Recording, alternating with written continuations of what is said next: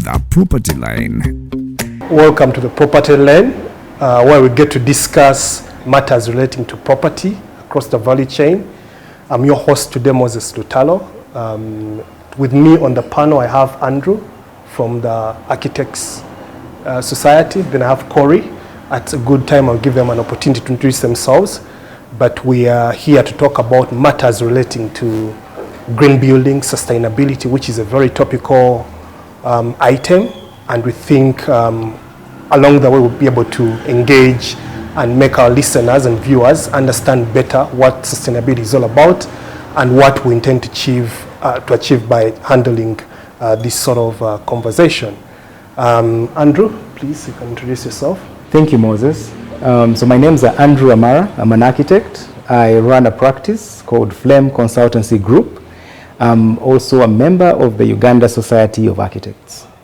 Thank you for hosting us. Thank you, Andrew. Corey? Thank you, Moses. My name is Charlotte Corey Koptiti.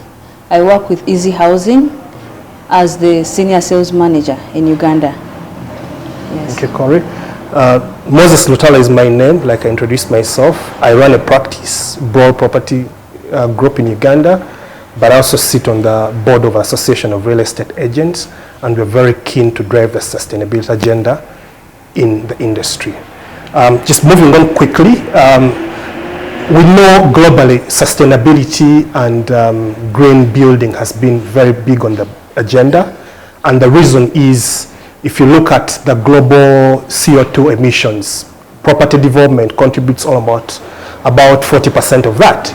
So the global players and the key industry players have sat back and said, look here, if we can get property as a sector to adhere to sustainability and reduce the carbon emissions, will move a great deal into realizing the agenda that has been set. Occasionally, there are companies that have come up and organizations and put together what we call the COP26, COP27, which is basically a forum of key players, multinational companies, governments, to see how best we can deal with sustainability solutions. Because what we know is the environment is under attack, and we're moving so quickly as the population to exacerbate what's happening. I mean, the targets that have been set, for example, we must achieve 1.5 in terms of global warming. We can't go beyond 1.5. So we need to work backwards and make sure that is achievable. And this comes as part of the whole ecosystem of environment and what can be done to address that. Now, I know that people in organizations and probably in the US who even set up what they call the doomsday clock, which has been set to make sure we monitor how we're progressing in terms of achieving the sustainable sort of solutions and make sure we leave a better environment for the generations to come. So, and with me here, I want to start with Andrew as an architect to just give us a background. What does that mean? What does it really mean to have a sustainable building, a green building, and what entails to achieve that? Thank you, Moses.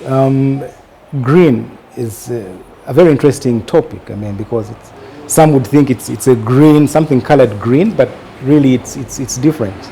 So, and it's best to understand it from nature, because most nature you would call it green, and something closer to a natural substance, a natural way of lifestyle is usually called green. And these days it's a buzzword. It's used in so many spheres. A green economy, for example, green financing. But in the case of architecture and buildings, how do you do a building that is closer to a natural environment? How do you do something that is green? So how do you use materials that are natural? How do you use energy that is renewable? How do you reuse your water?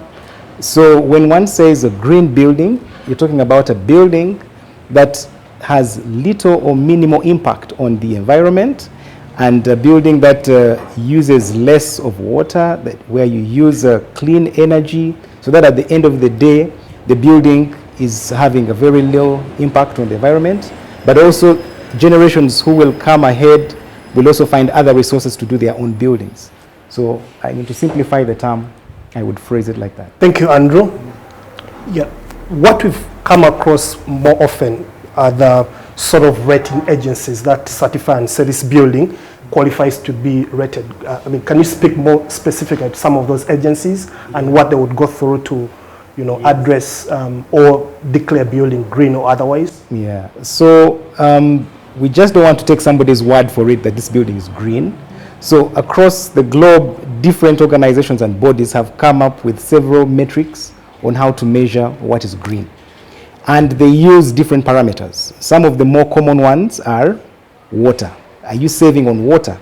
For example, if you could save 20 or 30% of water compared to what the ordinary person uses. Because if somebody uses about a liter of water, rather maybe 20 liters a day, can you use half of that? The second is energy.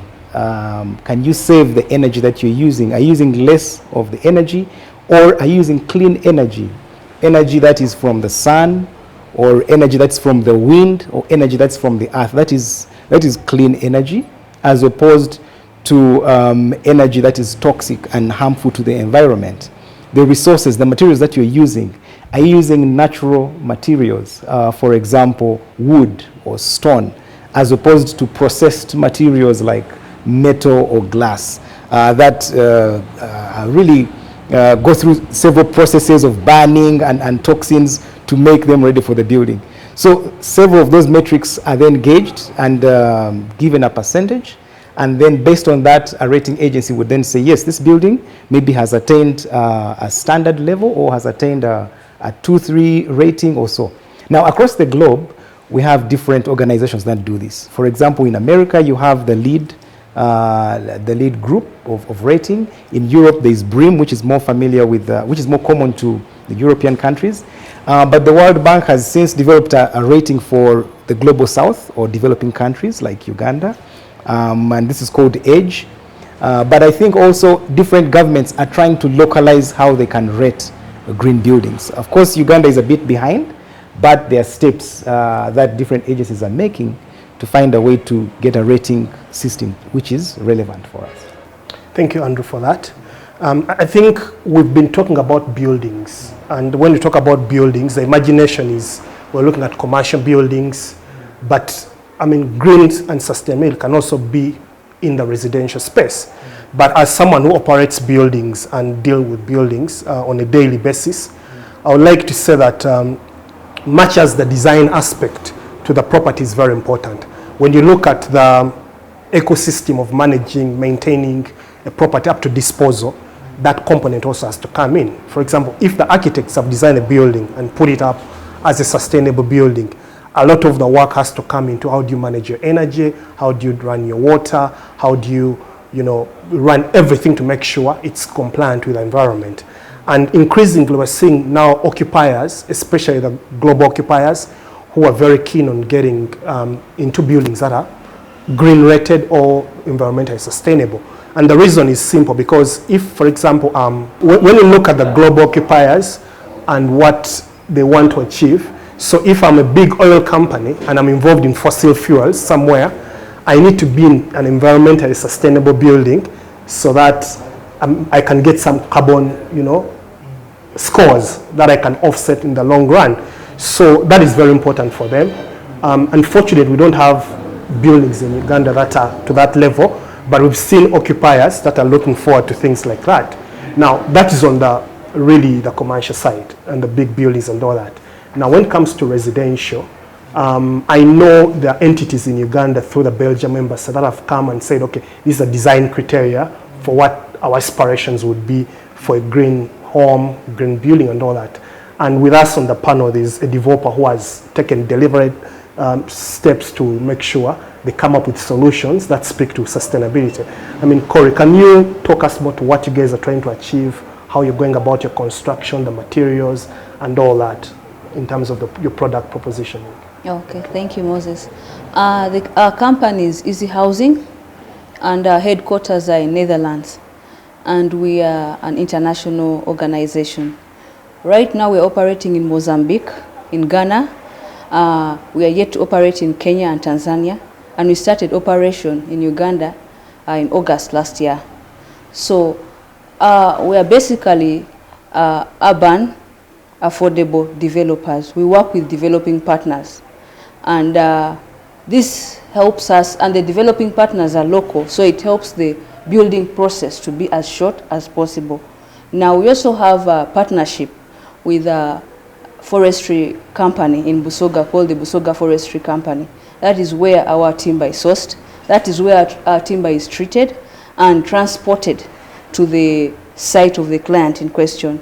So the treatment is thorough and it's well supervised.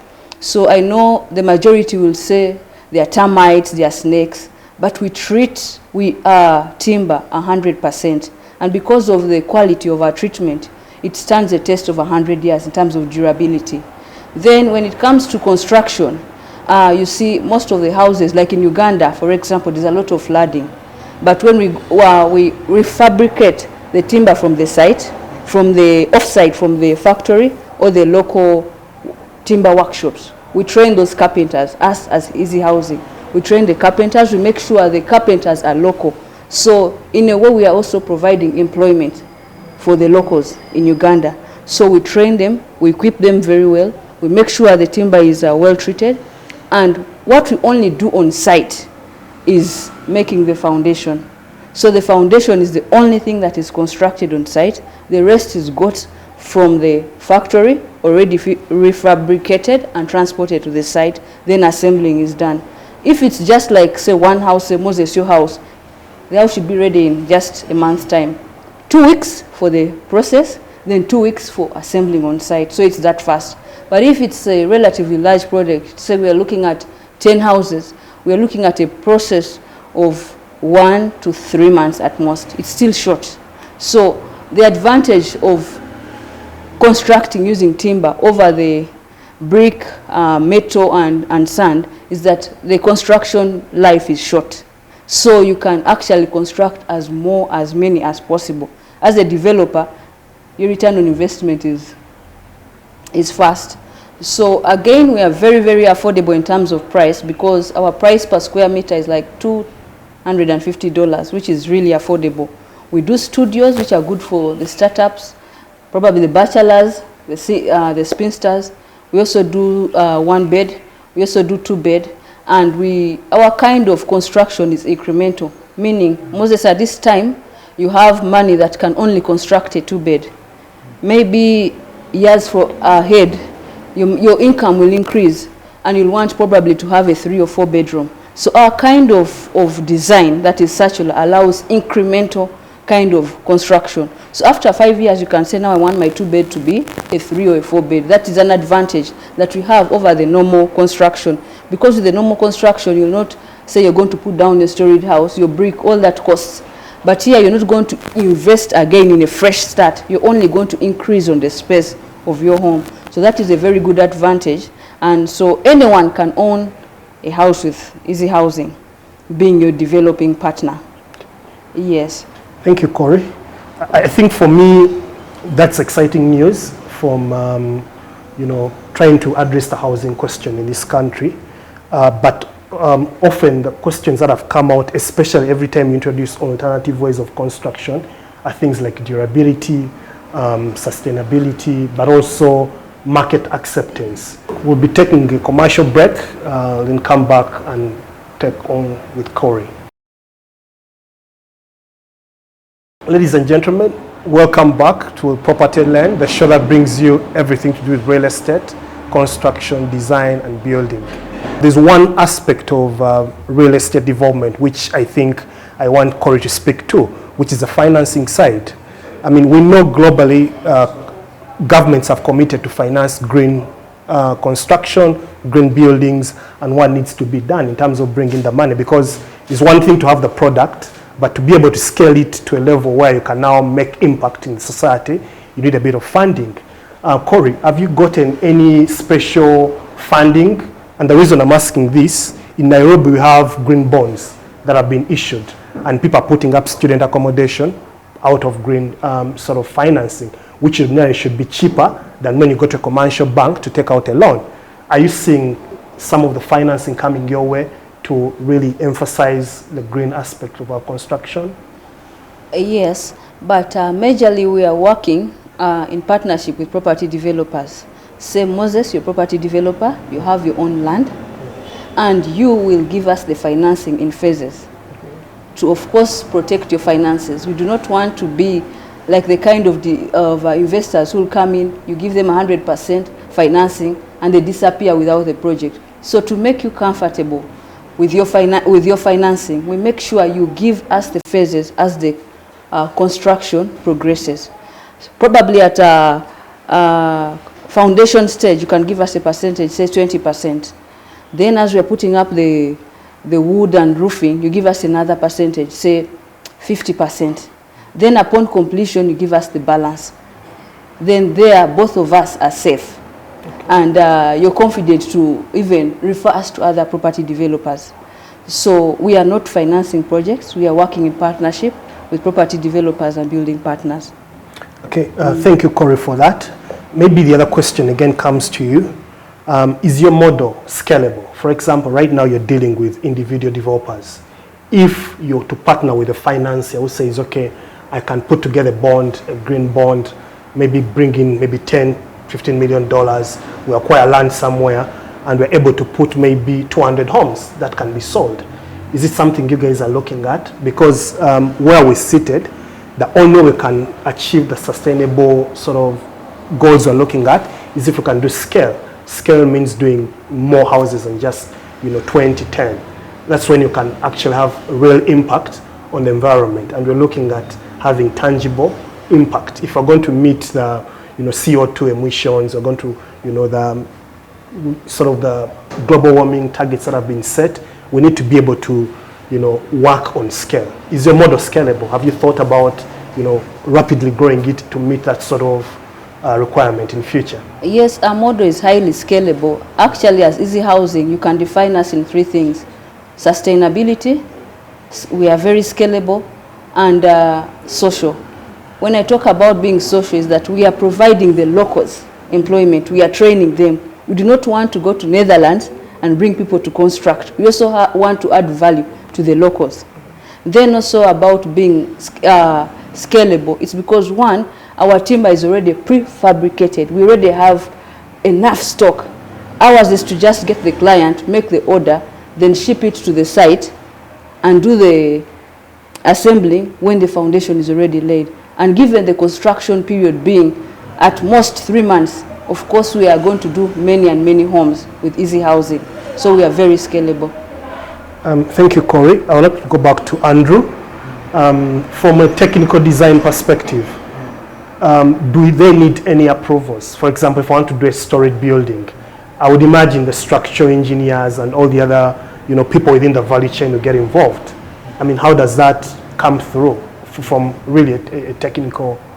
Yes, so simply put, if you want to build in Uganda, you have a plan done by a professional. It's then submitted to an authority who will review. I think the hurdle that we need to jump is those who are reviewing and approving need to be familiar with some of these materials. Because when you go to the municipality and tell them you want to do the whole of your building permanently in wood, they will tell you that this is a temporary building, and they will classify it as temporary and treat it differently, which is wrong. So we need to develop protocols that can allow us to review and also clear such new technologies or green buildings as well. So that is something that we need to work on, because currently, for example, using steel and wood together, we don't have a framework to regulate it, and the government is back to the drawing board trying to regulate it.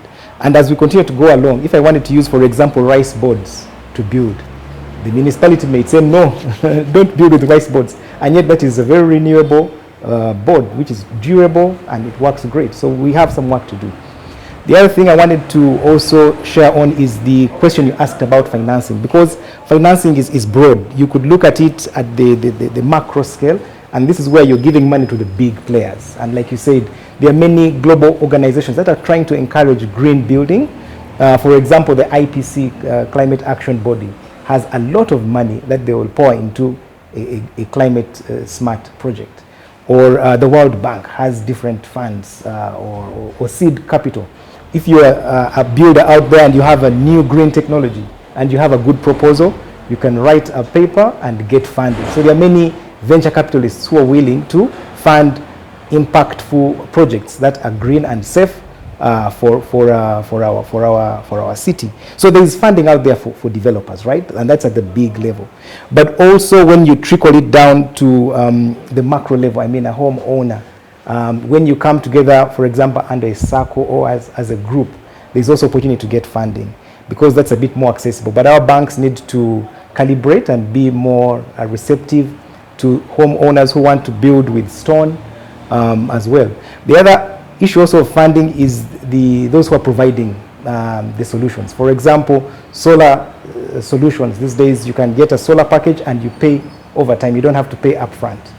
You have the smart meter, which is going to change your lifestyle, and you pay over time for it, whether it's water. So that's another model that helps to make these green solutions a bit accessible. The final point on cost and accessibility is that really green buildings by nature you're using things that are around you. So if you have a piece of land, ask yourself what is there that you can use. The soil is there, use the soil. The trees are there, maybe you can cut some of those trees. The grass is there, so what can you use around you? Instead of throwing away the bottle, the mineral water with sand and used as a building block, for example, or the old tires. So that way it becomes more accessible and the cost doesn't look to be too high for an average homeowner. Thank you, Andrew. As a person who runs buildings in Kampala, from an operations perspective, maintenance, all that, and even construction at some point, there's one thing that has been very common, and you can, guide me on this. We've noticed that every time we talk about a green building from a construction perspective, it means the cost is going to go up. Because if you're going to put in solar, if you want to recycle water, if you want to use certain finishes that are probably blocking thermal emissions from coming in, if your average cost of construction, using an example, is maybe $1,000 a square meter, some of the projects we've worked on, you realize that when you start introducing the green aspects to it, you're looking at maybe $1,400, $1,500 a square meter. Now, what that does is it discourages investors from partaking into those sort of developments because they want a quick way out. But also, we do not have enough tenants or occupiers who are really willing to pay a premium for those sorts of buildings. From really a technical perspective, how do we get these two? Because on one hand, you have tenants who are saying, no, I can be in my building. It doesn't have to be green rated, and I pay you $12 a square meter. But when I do the financial model of a green building, my break-even rental could be maybe $18 a square meter. So, we were getting challenges in trying to bring the two parties to agree at a certain level. Of course, there are global occupiers that appreciate these things, but there are very few in the market. So if we're going to drive this sustainability agenda and green, we need to be able to convince, one, the developers, it's worth their while, two, the tenants to be able to pay premium for those sort of properties. I don't know from your consulting perspective how, what sort of mechanisms you think we can work with. That's a brilliant point, Moses. The issue of cost and the perception of the homeowners and even the developers, I think one way to look at it is performance, right? If a building that is green performs much better than the average building, that should be an incentive for the developer and the homeowner. But the other point I wish to make is local. As we push out these green solutions, they need to be local. If we import an idea from elsewhere without making it local, then it will be expensive. For example, if you go and put up, if you go to the desert, for example, and you're trying to put up wooden buildings there where they don't have the wooden resource to use it, it will be expensive. It's best you use sand that is common there and find a green solution with the sand. Similarly, if you go to, for example, Kenya has lots of stone, and so there it makes cost sense for you to use stone in the building, and it's a bit cheaper for them. If you come here and you're in a place where they don't have stone, it will be expensive. So we need to use local. We need to make sure that the solutions are local. And even while we are trying to adapt technology, we need to see how to make it appropriate for local. That way, it will be a bit more cost effective. Otherwise, the costs will skyrocket. My final question to you, Corey. what do you want to communicate to the market when it comes to your product in terms of sustainability? What is the unique aspect that you bring on the market that other people have not been able to bring? We want to see that come out very strongly. Okay. One, we have invested in the quality of the timber we are going to use in our construction. It's well treated. It's like baking a cake. It has gone through the whole process. So it has a durability of 100 years. So I would like to encourage people to go and use timber for construction and cut off the fear that one, the houses will catch fire, two, they'll be eaten by termites. We have all put into consideration that in our process of treatment. So you're 100% safe and secure to construct your homes using timber without being worrisome about floods, termites, snakes, and fire. Of course, those are the major questions that a normal Ugandan would ask about timber. And one, above all, we are very, very affordable, very affordable. Like I'd mentioned, the price per square meter is $250. If you to compare it with the brick and steel, we are still more affordable. So it's a home for everyone, not just only the rich, but everyone. Thank you, Corey. It's important that you've closed off the conversation on timber-related matters, and we're fortunate to have been hosted at Rosewood Furniture, who are providing all solutions within the interior decor space to do with timber, furniture, interior decor, and all that. Otherwise, I'd like to thank our viewers for watching Property Line. We look forward to getting your feedback and views. Thank you.